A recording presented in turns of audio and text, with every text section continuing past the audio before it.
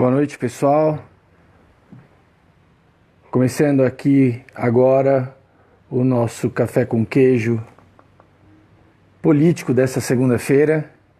Estou suprindo aqui a ausência do Fábio, que está viajando. E dentro de alguns instantes, a Yara deve estar se juntando a nós nessa transmissão.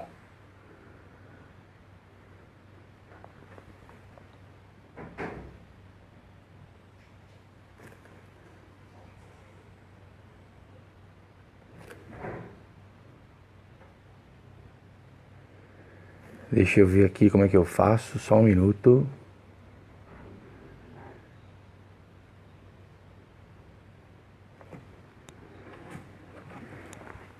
Bom, Yara, tô só te aguardando aí para a gente poder começar a live. Enquanto eu aguardo a Yara, só quero dizer para vocês que a gente está completando aí um mês do novo Café com Queijo. A nossa equipe aumentou. Agora a gente tem 3 lives por semana. E na segunda temos o Fábio com a Yara fazendo o Café com Queijo Política. Na quarta-feira temos o Emanuel e eu fazendo o Café com Queijo Escatológico. E na sexta-feira temos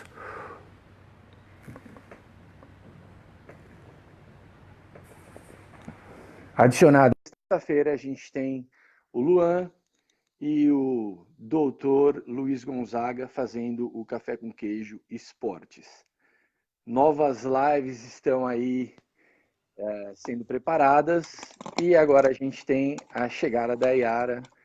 Boa tarde, Yara. Oi, Boa tarde boa para todos. tarde. Tudo bem com vocês? Tudo bem, Ari? Tudo bom, graças a Deus. Eu fiquei esperando, né, pela a revelação bombástica que o presidente tinha prometido para hoje sobre a abertura da caixa preta do BNDES ao vivo, mas até agora a gente não teve nada. Eu acho que deve ter ficado aí para frente, né, durante essa semana ainda. Mas o dia ainda não acabou, de repente vai ser mais à noite. Também tem essa possibilidade, é Nunca se verdade. sabe, né? É o horário que ele gosta de fazer as coisas, é 19 horas, né? É Então, verdade, eles fazem as lives, tudo, né? se for nesse horário, a gente já vai ter terminado aqui. Mas beleza, vamos lá. Vamos iniciar a Vamos nossa lá. pauta de hoje, certo? O que você quer dar início falando sobre o BNDES, falando sobre as Oi, benfeitorias, as desculpa. boas ações do governo Bolsonaro. Olha, a semana passada eu quero começar só pincelando uma coisa um assunto que eu deixei, assim, a gente ficou no finzinho da live, eu não sei nem se ele ficou, se acho que a live deu uma escurecida, não sei, ficou meio ruim o vídeo, Aham. mas eu queria enfatizar o assunto sobre as urnas eletrônicas. Eu acho que a gente tem que ser enfático, não esquecer esse assunto, porque nós estamos já com praticamente há um ano das próximas eleições para prefeito, né, vereadores, Uhum. e esse assunto ainda ele não está sendo cogitado. O pessoal está focando na previdência e agora no abuso de autoridade, né? Agora o BNDES e as urnas estão ficando para depois, né? Só que o depois já está chegando. Então eu É acho que a gente verdade. tinha que. Eu acho que a gente tem várias coisas que estão ficando para trás e que aparecem de última hora, né? Tipo assim, Sim, ah, o dinheiro extra que o Bolsonaro precisava ter a aprovação da Câmara quase que não foi sim. liberado porque ficou para o último momento, né? Foi Você falou tudo. É aí tudo no que tem susto, né? isso, tem vários projetos que estão sendo adiados, né? Por exemplo, o, o projeto do Moro, né? Sobre segurança pública e tudo Sim. mais, O anticrime, não né? entra. O projeto anticrime, exato, não entra na pauta de votação. E, por outro lado, né, a gente teve a semana passada aquela semana retrasada, na verdade, né? Aquela aprovação Corrida. inconstitucional, fora, totalmente fora do, Do trâmite, né? do é, fugiu a palavra para mim, desculpa Ah, pessoal, trâmite, live ao vivo usa. é brincadeira. O regulamento lá do Congresso, é, é, Bom, é o trâmite do Congresso, tudo bem. O pessoal não é, entende. a gente acaba esquecendo certos termos assim meio técnicos, mas tudo bem. O Rodrigo Maia passou, né, aprovou um projeto de forma relâmpago, A enquanto votação, outros né? projetos que precisam, né, ser discutidos, colocados em pauta, simplesmente eles ficam aguardando ali, né, um momento que eu não sei que momento é esse. E realmente É. eu acho que as urnas eletrônicas não podem continuar fazendo parte do nosso processo eleitoral, certo? Porque elas não são auditáveis, a não ser que seja possível auditar esse ato administrativo, Eu não certo? sei se é possível, porque eu também não entendo muito, não sou advogada, não entendo muito da legislação, mas não poderia ser votado novamente, porque foi votado antes das eleições, né, para presidente e foi negado, né, foi negada a votação, a urna eletrônica sair e entrar o voto de papel, né?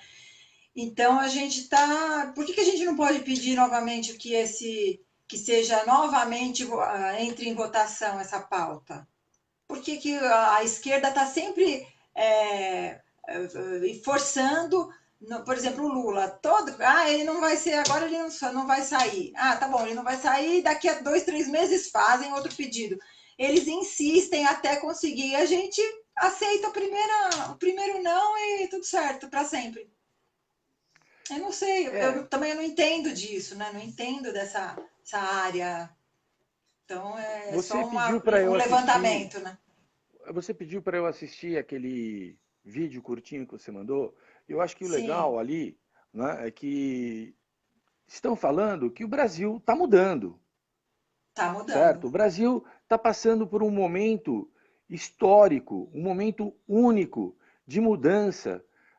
A partir desse momento, o povo está tendo mais atuação, mais participação nas coisas que acontecem no país.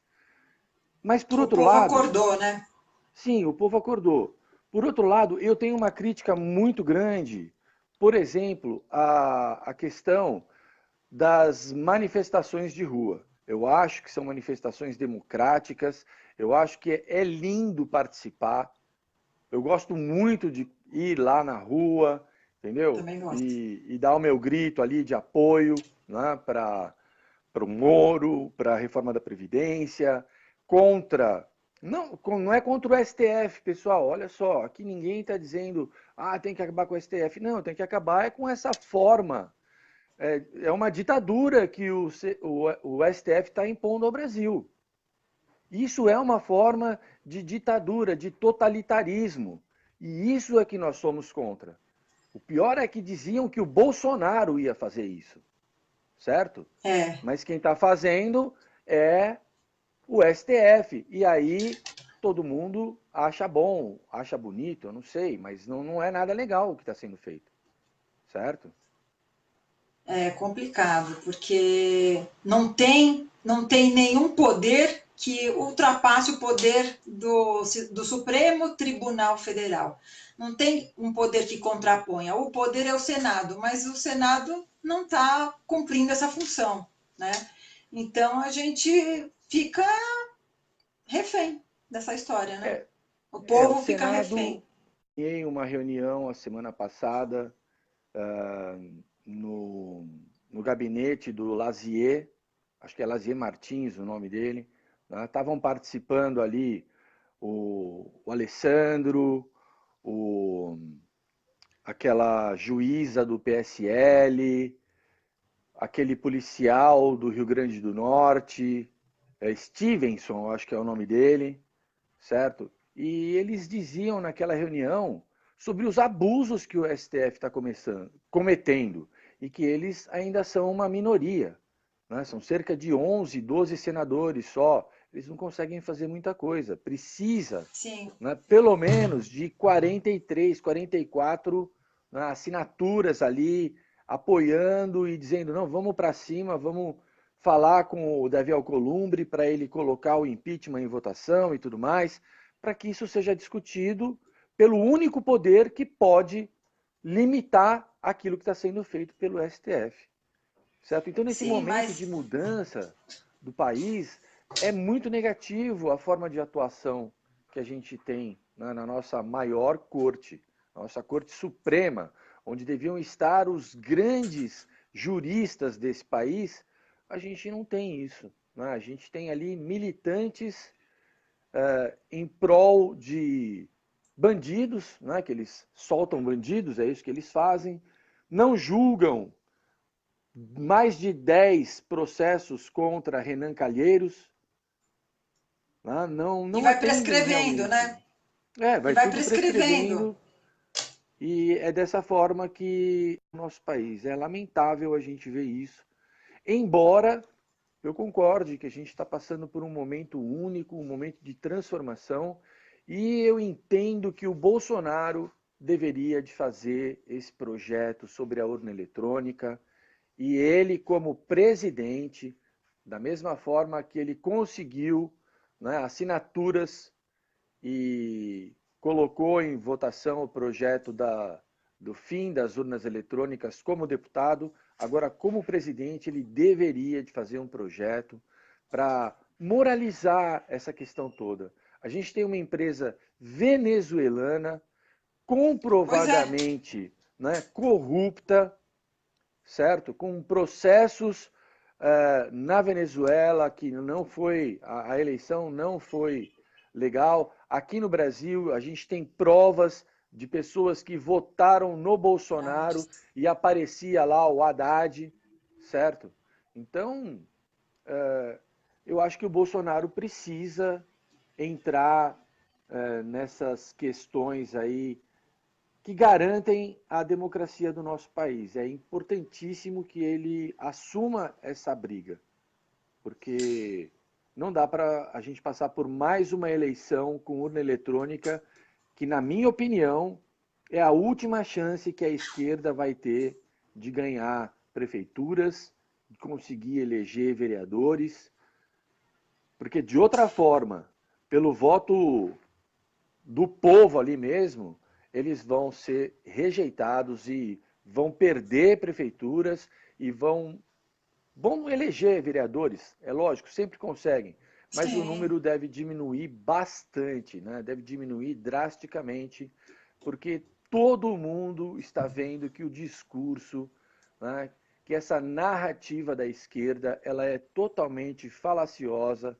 Eles falam que defendem o povo, que defendem o pobre, mas na verdade eles estão defendendo os interesses deles apenas, e o interesse deles é poder. O que eles querem é poder a qualquer custo para poder cometer descalabros que a gente vai ver aqui daqui a pouco, analisando a história, o histórico dos empréstimos do BNDES.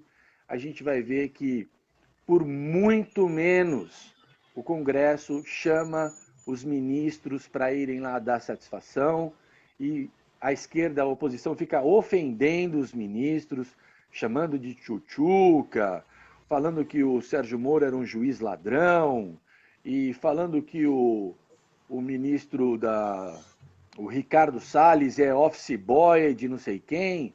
Então, quer dizer, os ministros vão lá prestar conta do que está sendo feito, vão lá com maior boa vontade, vão lá para expor que eles estão trabalhando, porque realmente eles estão trabalhando, trabalhando muito, Sim. trabalhando sério, mas chegam lá e só fica aquele bate-boca, o pessoal ofendendo e xingando até a hora que sobe para a cabeça do cara mesmo, e o cara fala, tchutchuca é a sua avó, é a sua mãe. É. Né? Infelizmente, Mas, isso Ori, acontece. nesse caso, assim, como a estrutura democrática deve ser preservada, e a situação seria o Senado impor um pouco de freio, né, na situação, o telefone, na forma que o STF está desenvolvendo. Então, eu acho que o povo que eles estão em 12, já a favor de restringir tanta impropriedade, né, que o próprio STF está fazendo. Então, cabe ao povo cutucar, chamar os senadores que eles mesmos votaram, né, para poder compor mais, aumentar o número de senadores que apoiam essa friada no STF. Então, o povo vai para a rua e o povo tem que pedir, ligar para os seus senadores, cobrar uma postura mais firme, porque tem que ser assim, pelo menos de forma democrática, o caminho é esse. Nós estamos gastando todos os caminhos, né? E eu acho que esse é um dos últimos passos, porque o que está brecando, o gargalo de tudo é o STF, né? E a única coisa que pode brecar o STF é o Senado atuando para brecar o STF. Só que se a gente não cobrar dos senadores, eles vão continuar nesse marasmo, porque você pode prestar atenção. A aprovação da reforma da Previdência aconteceu a primeira e a segunda instância da votação aconteceu em quanto? Menos de 15 dias? E o Senado está fazendo o quê? Por que não votam? Por que não parou? O que eles estão esperando? O projeto da Previdência, ele vai provavelmente a partir de quinta-feira, se eu não me engano, que ele vai começar a ser analisado pela Comissão de Constituição e Justiça do Senado, segundo a senadora Simone Tebet, né, que é a presidente da Comissão de Constituição e Justiça. Então, entrando, né, na pauta de discussões e tudo mais, a gente vai ver novamente agora no Senado aquilo que a gente já viu na Câmara dos Deputados, só que agora com um número menor. Eu não sei quantos senadores participam da CCJ do Senado, mas deve ter bem menos senadores do que a gente tinha de deputados na CCJ do Congresso, né, da Câmara dos Deputados. Isso já deve acelerar o processo um pouco mais. As discussões já estão bastante avançadas, afinal de contas, você tem um projeto votado e aprovado, né, na Câmara. Então, Sim. Que aspectos eles vão levantar agora? Mas é importante realmente que isso daí vá adiante. Isso não vai adiante, a gente é uma expectativa do Brasil inteiro, já ficou para o segundo semestre, agora já começa a tumultuar o meio de campo com outros assuntos, com as outras leis agora, de abuso de autoridade, e isso pode tomar um caminho, a gente não pode esquecer, do mesmo jeito que não pode esquecer as urnas eletrônicas. Né? É uma cobrança. A gente não acredita que as urnas, assim, por que acreditar que as urnas funcionariam?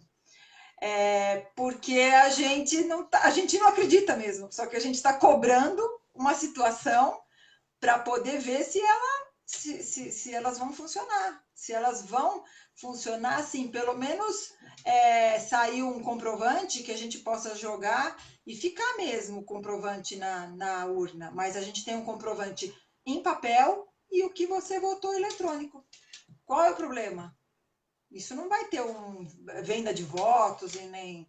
Pelo menos diminui muito, né? A intenção de venda de votos. Esse comprovante em papel de quem você votou, ele realmente fere o princípio de que o voto tem que ser secreto. Né? Mas de você poder ter fechar uma sessão, certo? E aparecer um relatório nessa sessão de quem foi votado e quantos votos recebeu, isso já seria uma forma de você conseguir, né, auditar o resultado da O eleição. resultado da Né? eleição, isso. E outra Bom, coisa que eu acho muito importante que você falou, sobre a participação e sobre você resolver todas as questões dentro do espírito democrático, respeitando o sim, Estado democrático de democrático. direito. Nisso daí eu queria comentar duas coisas. Terminar o raciocínio que eu falei que essa coisa do povo ir toda hora para a rua é bacana e tudo mais, mas olha, chega uma hora que você tem que deixar as instituições funcionarem por si. Porque você falou muito bem, é importante, o povo foi para a rua, os deputados sentiram que o povo queria a reforma da Previdência e foram lá e aprovaram. Ok. Mas toda hora a gente vai ter que ir para a rua? Poxa vida, a gente Olha, já Ari, foi votar, a gente já conseguiu eleger um patinho feio, certo? Sem dinheiro, esfaqueado, combatido pelos meios de comunicação, a gente conseguiu uma vitória que ela é histórica. Nós fomos para Brasília, certo, assistir a posse, Yara. Por quê? Porque a gente tem a noção do que foi essa vitória. Não foi brincadeira, não foi qualquer coisa, minha gente. Foi uma coisa, sabe, que daqui a 50 anos eles vão estudar o que a gente fez no final do ano passado para a vitória do Bolsonaro nas urnas. Agora, eu acho lindo o movimento democrático, eu acho lindo ir para as ruas, mas eu acho que tem que ter uma hora que as instituições precisam funcionar. mas Ari, eu acho assim, a gente conseguiu eleger o Bolsonaro e ele tem todo o establishment contra ele. Hum, Então, ele é difícil, se ele não tiver com o povo, para cada passo que ele tenta dar, ele vai receber uma onda como é que chama? Quando você está, não é rejeição, quando você está fazendo uma resistência. Ele vai receber uma hum, onda de resistência da mídia, das instituições, dos partidos políticos, dos conchavos que vão acontecendo durante a própria turma que estava apoiando ele já vai se desfazendo. Então, se o povo não ficar na rua e toda vez que ele precisar de um apoio, ele e o Moro, se a gente não estiver na rua, o que ele vai fazer sozinho? Eu acho que tem que ir para a rua sim, e a gente tá. É muito fresco tudo isso. Faz 6 meses que ele entrou. exatamente. Então a gente tem que estar junto, porque essa transição não vai durar um ano, dois. A gente não sabe quanto tempo a gente precisa das leis funcionando ao nosso favor. E para essas leis a gente precisa trocar a Câmara e o Senado. E isso não vai ser de uma vez, vão durar E o STF algumas também, né? eleições. E o STF, mas o STF não depende do povo escolher. O Pois STF é, está pois lá. é. Isso aí já é uma outra pegada. Então, eu acho que a gente tem que estar em cima, tem que ir para a rua, tem que dar apoio para o Bolsonaro, porque é que a gente está com tanto pé atrás que às vezes a gente fica achando, a gente fica desconfiando até de quem foi esfaqueado, de quem tomou tanta paulada, e também ele tem que ter jogo de cintura, porque não é porque ele é de direita que ele não vai conversar com ninguém, não é porque ele é de direita que ele não vai conversar com. Ele está conversando com os senadores ou com dos ministros do STF, se ele está conversando com o pessoal, ele está fazendo conchavo. Não é assim. Precisa, política é troca de ideias, né? Então, a gente tem que dar apoio, tem que mostrar que a gente está junto com ele, porque assim fortifica o que ele tem de melhor que ele quer proporcionar para o povo. Então, vamos estar juntos dele. Exatamente. Então, ó, pessoal, dentro do que a gente pretende propor em termos de uma democracia, né? Eu, por exemplo, que não concordo que você tenha que ir toda hora para as ruas, eu concordo, por outro lado, que por causa do momento que a gente está atravessando, né? A gente precisa sim ir para as ruas, é importante a nossa participação, a nossa força, o nosso apoio, e eu vou para as ruas dia 25, mesmo tendo uma posição pessoal bastante reticente, porque eu já cansei desse negócio de achar que a gente tem que ir para a rua, porque as instituições precisam funcionar. Mas o fato é, as instituições não estão funcionando. E por causa disso, nós precisamos ir para a rua sim. Dia 25, todo mundo nas ruas aí, na sua cidade.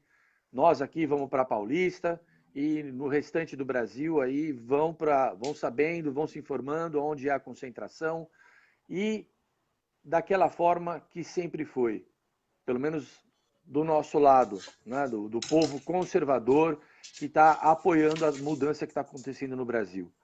De forma pacífica, de forma democrática e respeitando, muitas vezes, quem vai lá de esquerda só para tumultuar. Eu já vi, o pessoal vai mesmo e a gente precisa respeitar.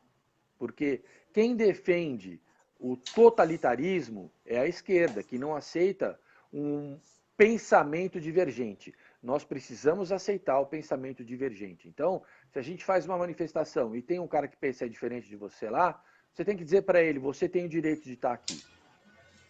Certo? Pena que, nesse momento aqui, pena para você, né? Para mim é ótimo que você, de esquerda, está aqui como minoria, mas você vai ser respeitado. Você não vai subir lá no caminhão, não vai falar, não é a hora de você fazer isso. Mas, se fosse uma manifestação de esquerda e eu aparecesse, provavelmente eu ia apanhar de todo mundo. E então, você de esquerda pode vir aqui e não vai apanhar. Ninguém tem que bater em ninguém. A gente não vai apanhar, mas a gente pode apanhar, né? Sim, mas a polícia está ali para isso. O risco, né? Ainda bem. Então isso a polícia garante. Contamos com então, a mas aí a gente. 18 e 29. A gente ainda tem o abuso de autoridade. Oi, Silvia, tudo bem? A gente tem ainda a lei de abuso de autoridade que não foi votada, que vai ainda nos proteger nos movimentos de rua, tendo a polícia a nosso favor, porque pode complicar o abuso também de autoridade, se a gente tiver essa lei. O Bolsonaro deve vetar, né? Ele tem que tomar muito cuidado. Ele deve estar estudando bastante o que ele vai vetar, o que ele vai aprovar, porque é uma armadilha que o Rodrigo Maia colocou para ele, certo?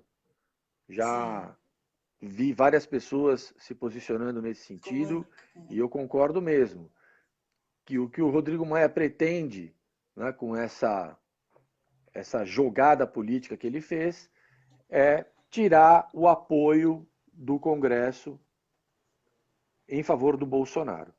E é muito gozado isso, porque a gente vê o que eles falavam antes das eleições. Nossa, esse Bolsonaro nunca vai conseguir apoio do Congresso. Esse Bolsonaro vai chegar lá e vai impor um monte de coisa, vai fechar o STF. Olha, motivos não faltam, mas a democracia ela está imperando no nosso país, a Constituição está sendo respeitada pelo Executivo, né? Está sendo desrespeitada pelo Legislativo, que nem o próprio regimento eles obedecem para aprovar leis, era regimento que eu queria lembrar lá no começo, ele passou por cima do regimento para poder aprovar o abuso de autoridade, e o STF também cometendo, né, verdadeiras atrocidades por parte do seu presidente, que tomou decisões monocráticas. Quando ele estava de plantão, ele não poderia fazer aquilo, certo? E fez. E não tem quem questione, não poderia, não fez, e não tem uma resistência, né? Faz e tudo falta bem. o Senado, né? Falta o Existe um pequeno Senado. movimento dentro do Senado, mas assim, a coisa está Tá começando. realmente Vamos. muito devagar. Então, mudando aqui rapidamente para os pontos positivos do governo Bolsonaro. Né? Vamos Isso falar de aí. coisa boa, finalmente. Né? Você quer colocar aí os pontos positivos que você tinha escolhido para Olha, falar? eu elenquei aqui alguns pontos. Primeiro, eu posso falar alguns, você pode falar também. A Selic, né, que o Banco Central abaixou os juros, está a 6%, e é a menor taxa da história. Nós nunca tivemos Exato. uma Selic tão baixa assim, né? E isso é para incentivar as pessoas a investirem mais, porque o dinheiro parado no banco agora não vai render quase nada. Então, não vai ser interessante para os investidores deixar o dinheiro parado. Então, que é para movimentar mais o comércio, né? A nossa economia. E eu acho que esse passo a gente está dando passos assim, são passos até que invisíveis, né? As pessoas não conseguem perceber muito assim diretamente, mas a economia vai daqui a pouco ela vai deslanchar e vai ser muito, a gente vai receber frutos fortes e vamos colher frutos muito bons da política do Bolsonaro. Eu tenho fé disso, viu? Eu quero dar um exemplo em cima dessa taxa da Selic aí que você falou, de 6% ao ano, Sim, sobre os empréstimos do BNDES que foram feitos para países estrangeiros. Para vocês terem uma ideia, a taxa de juros desses empréstimos que o BNDES fez para outros países, ela sim, variava entre 3 a 13,5% ao ano, certo? Então, certo.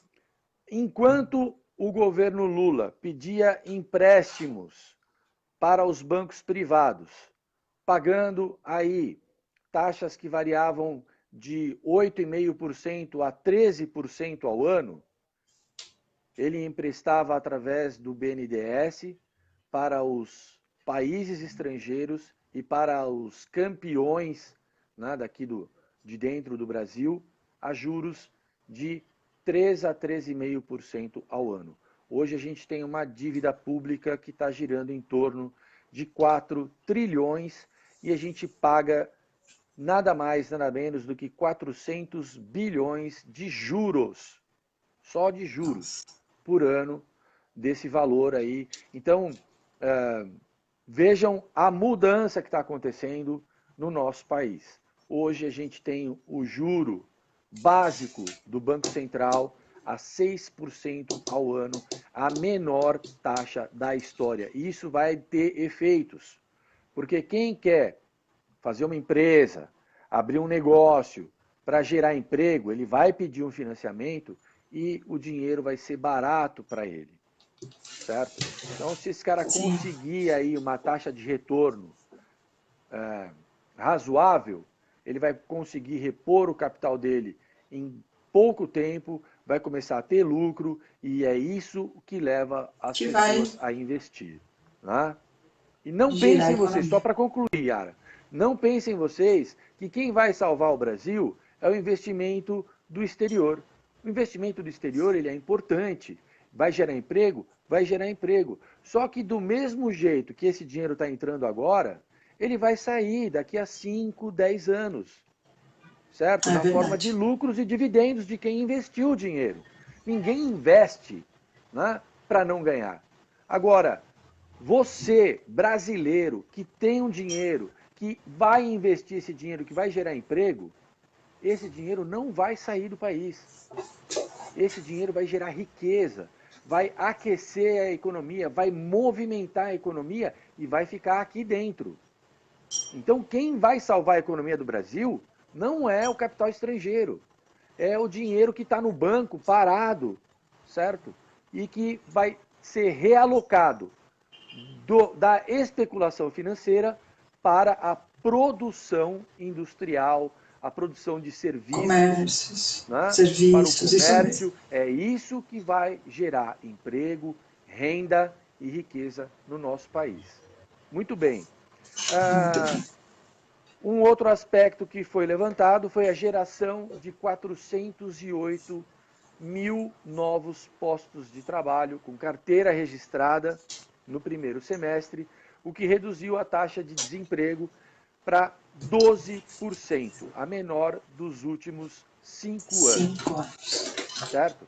Então, durante uma Certo. crise, que a coisa está difícil, realmente, mesmo assim, as medidas do governo geraram aí novos postos de trabalho. Nada mais, nada menos do que quase 500 mil de pessoas já estão trabalhando com carteira assinada.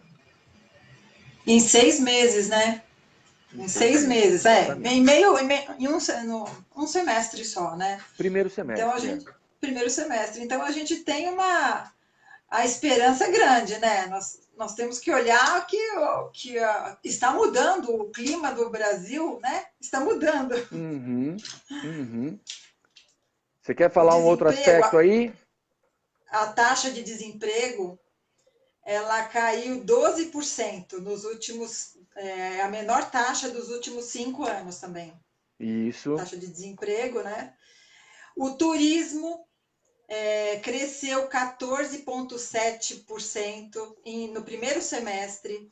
Então, tudo isso gera lucro para o Brasil, né? Gera movimento, gera economia, gera Muito emprego, gera... provavelmente, exatamente, muito provavelmente, desses 400 mil empregos aí, em torno de uns 10% ou mais disso é esses turismo. 14,7% de crescimento do turismo. O Brasil é um dos maiores potenciais turísticos do mundo. Nós temos 8 mil quilômetros de praias. Nós temos o Pantanal, nós temos o Cerrado, nós temos frio, região montanhosa, a gente tem um monte de coisa, rios Serras. maravilhosos, cachoeiras, enfim, é um potencial turístico Uma muito diversidade grande, enorme, né? né, que pode ser aproveitado. Você aí do interior, a hora que o pessoal começar a chegar aí para conhecer, vai poder abrir uma pousada, vai poder organizar um passeio turístico para mostrar a sua cidade, mostrar aqueles lugarzinhos que ninguém conhece. E o Brasil não sabe ainda viver disso, né? Explorar o turismo. O Brasil trata bem qualquer pessoa, mas a verdade é o quê? É pouca gente que vem para o Brasil gastar dinheiro. Então, esses 14,7% é um crescimento assim muito pequeno, mas a tendência é que isso cresça muito mais, porque o potencial é muito grande. Mari, mas eu acho assim que a política anterior, né, dos governos anteriores, não tinha o foco no turismo. A intenção, a forma de ganhar dinheiro era outra. Não era aproveitar, usufruir o que de bom o país tem para oferecer. Então, estava certo, eles estavam. Que não teve nunca teve resistência da direita em relação à política que eles fizeram. Teve só nos últimos 4 anos, quando a gente acordou. Né? O grande problema do turismo no Brasil é a violência, a falta de segurança.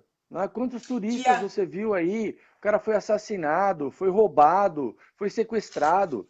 Isso daí afasta, o pessoal fala, eu vou afasta. para o Brasil para quê? Para ser roubado? De jeito nenhum. Mas um dos itens também né, está sendo um dos itens mais da parte boa do governo Bolsonaro é que os assassinatos caíram 22%, a menor taxa nos Exatamente. últimos 5 meses. E o Moro teve, ele impôs, né, essa situação ele proibiu o contato físico dos familiares com os presos. E isso Uhum. está gerando, né, a diminuição essa taxa de assassinatos está caindo, assim, coincidentemente com esse corte dessa comunicação, né? É, Agora, o comando, né? por que tem tanto... Não corta o celular, eu não entendo. Por que não corta o celular de prisão? Corta o sinal. Como é que eles têm tomada para carregar celular? Como é que funciona esse esquema, né? É, o Moro já tinha mandado tirar as tomadas dos presídios, né?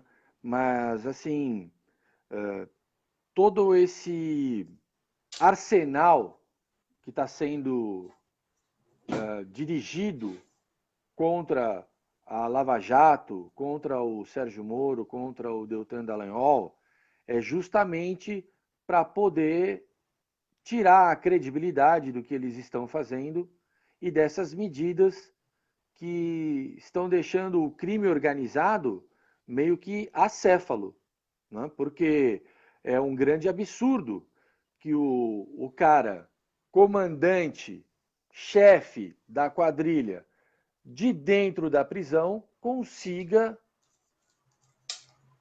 dar as ordens, dar os comandos para o que está acontecendo lá fora. Então, Então, mas se corta a comunicação, a comunicação é a alma do negócio, né? Será Mas que a não é tão simples comunicação assim são os cortar? advogados, né? Geralmente, o Ah, principal meio de comunicação são os advogados, eles não podem ser revistados quando vão fazer a visita para os seus clientes. mas e Eles, se não tiver Wi-Fi, se não tiver antena, pô, então, aí eles levam é uma no coisa. papel mesmo, né? Levam pelo papel. Então, se você Ah, puder sim, mas revistar o advogado, certo? E ler os documentos com os quais ele está entrando, ler os documentos com os quais ele vai estar saindo, você já consegue dar uma limitada grande aí. Mas a questão das prisões é uma coisa muito complicada. é Né? complexo. A gente está falando aí de gente poderosa, a gente está falando de desembargadores, a gente está falando de políticos, a gente está falando de gente poderosa que ganha dinheiro com o crime organizado. Então, Sim. é um É jogo de interesses muito grande. complicado mexer nesse vespeiro, né? Ver o que está acontecendo com o Sérgio Moro. Ele mexeu, ele teve a Nossa, coragem, ele certo? teve. E ele está sendo acusado por quem mesmo? Greenwald, né? O cara é um O aliciador de Verdevaldo. menores.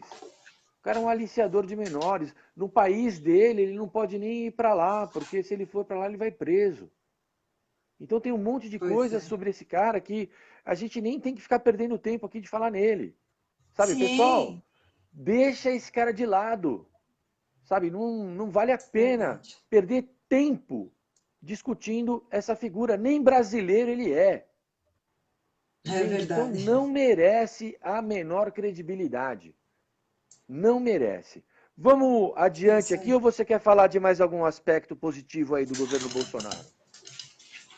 Ai, olha, eu acho que ele foi para Barretos, né? Foi uma alegria lá para o pessoal, andou a Isso. cavalo, né? E apoiou também o povo de lá. Então, eu acho que ele está sempre próximo, sabe? Às dores e às alegrias do povo. Ele pelo menos tenta ficar, né? Enquanto os Então, governantes anteriores se escondiam do povo, né? A Dilma, em plena Copa do Mundo, o pessoal mandou ela para aquele lugar, certo? O Bolsonaro tem feito aparições públicas constantemente e ele não tem mais nenhuma vergonha. Pode ter gente que vaia, mas o aplauso é bem maior do que a vaia.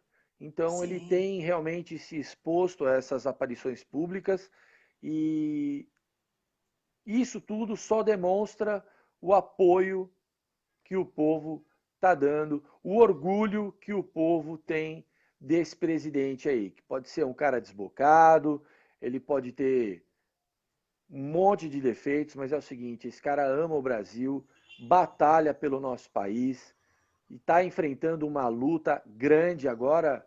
fazerem essa revelação aí sobre a avó da Michele, né, que a gente repudia totalmente, porque não tem nada a ver. Quem é a avó da Michele? Qual é a importância que a vida pregressa dela tem para o nosso país? Não tem importância nenhuma. Eu vou ler alguns comentários aqui. Tem bastante gente escrevendo. De longe eu não consigo, então vou ter que chegar um pouquinho aqui. Então, boa noite para o Fábio, que está reclamando do sinal dele. Boa noite para a Carla Correr, que está falando que nada que é dos meios eletrônicos funciona no Brasil. Tem a Silvinha Carvalho mandando um parabéns aqui para você, falando que você é linda. Tem o nosso obrigada. amigo, o Minha amiga Luan. querida. Tem a minha esposa mandando um oi para você aqui também. A Obrigada. Laís Guerreiro. Oi, Yara, tudo bem? Parabéns pro Café com Tudo Queijo. bem, Laís? Vamos lá. O Luan quer saber por que o dólar está subindo tanto. E parece que o investimento externo não confia mais na gente. O dólar, Luan, é especulação, certo? Os grandes investidores, eles conseguem deslocar o dinheiro mostrando uma tendência, criando uma tendência. Então, veja bem, o cara tem um monte de dólar, ele tem muito dinheiro, e aí o que ele faz? Ele quer subir o dólar, ele quer valorizar o dólar. O que ele faz? Ele começa a comprar.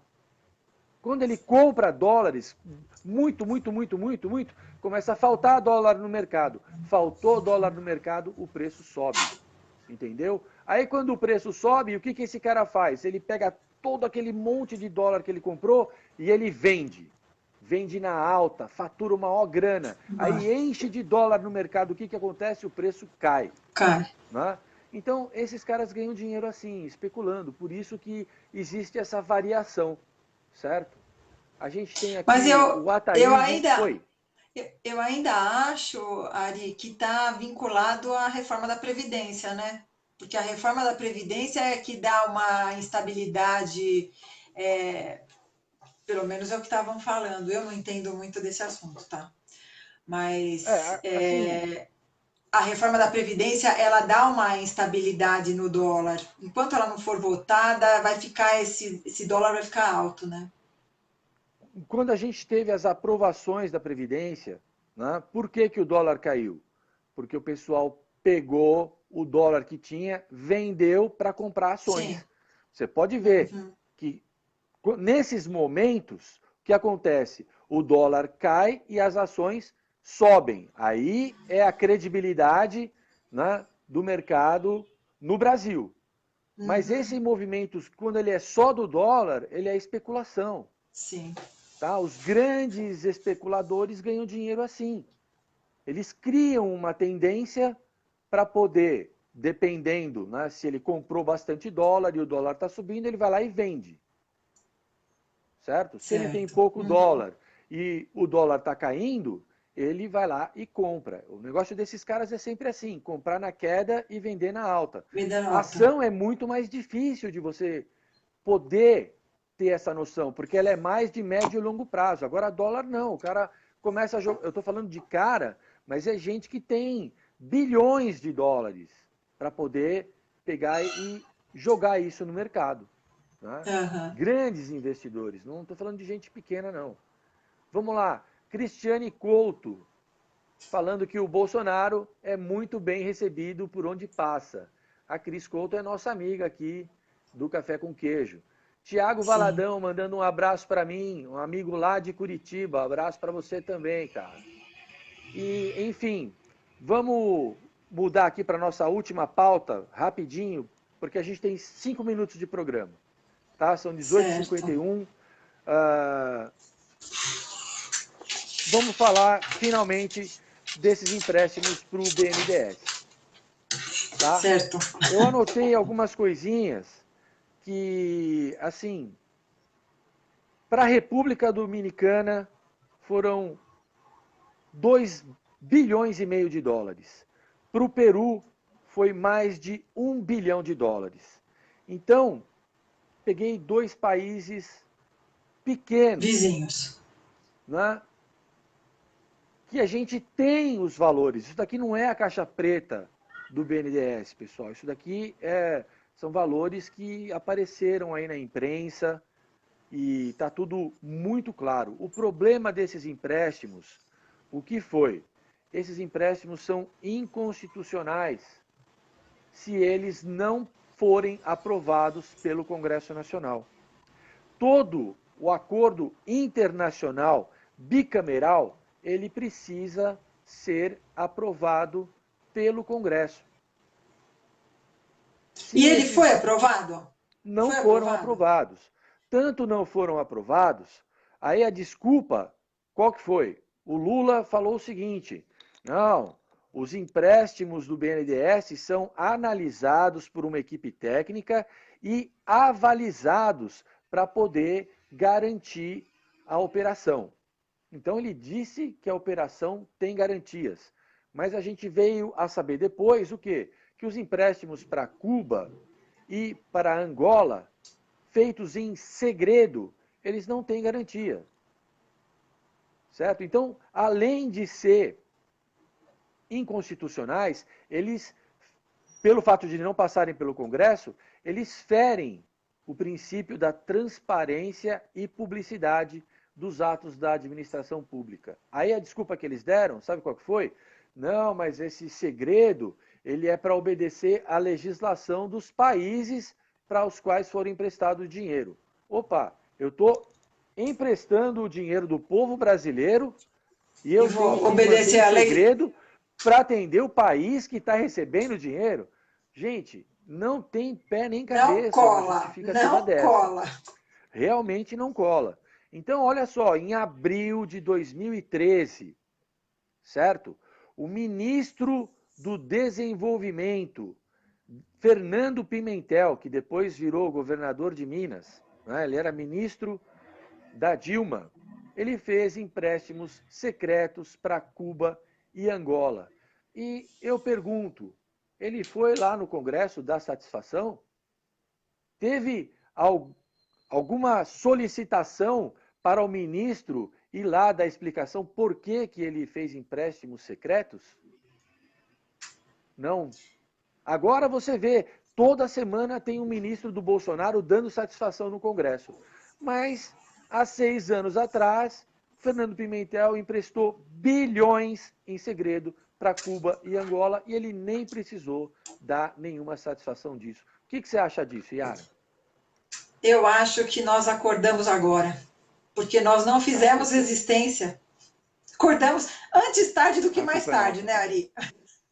Nós também temos a parcela de culpa. Mas, sim, é verdade. Mas dentro das instituições não existe quem é a peça que deveria cobrar uma postura, punir essas ações.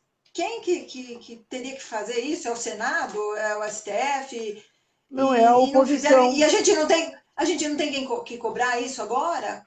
O que o povo tem que fazer agora? Às vezes eu fico falando, pô, se a gente dormiu muito tempo, pô, por que a gente agora não toma uma atitude e vai levantando as pautas para cobrar também, né? Quem tem que fazer isso é a oposição, certo? Quem era a oposição ao PT? O PSDB. Ninguém. PSDB nunca foi oposição. Então, PSDB e PT são a mesma coisa, gente. Então, se está o PSDB na oposição do PT, isso significa que não tem oposição. Não certo? tem oposição. Agora, eu ouço pessoas virem falar para mim que o PSDB é de centro-direita, porque ele é progressista, liberal na economia. Coisa nenhuma, gente. Coisa nenhuma. Certo? Vamos acordar.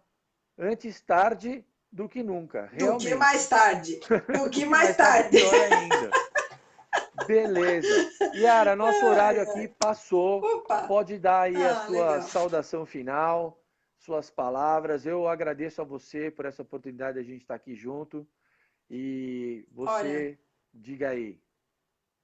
Olha, Ari, muito obrigada por me acompanhar aqui, né? Aliás, eu estou te acompanhando porque essas coisas de live que me deixam nervosa, ainda não estou acostumada, sabe? A gente vai Mas você é aprendendo. um companheirão, você é um companheirão, a gente tem nossos amigos também nos apoiando aí, a Cris Couto, a Silvia, o Luan, tua esposa, e a gente sempre está tentando acrescentar alguma coisa para que as pessoas acordem e a gente consiga unir forças e ajudar o presidente a colocar o Brasil nos trilhos, né? Beleza. Da minha parte, obrigado pelo privilégio de estar aqui. Eu quero mandar um abraço especial para o Fábio, né, que é o âncora do nosso programa de É política, que verdade. está viajando hoje. Segunda-feira ele vai estar Uhum. de volta aqui com vocês. E, por mim, é isso daí. Um abraço É e isso um aí. beijo do Café com Queijo. Até a semana que vem, pessoal. Obrigada. Até mais, gente. Tchau.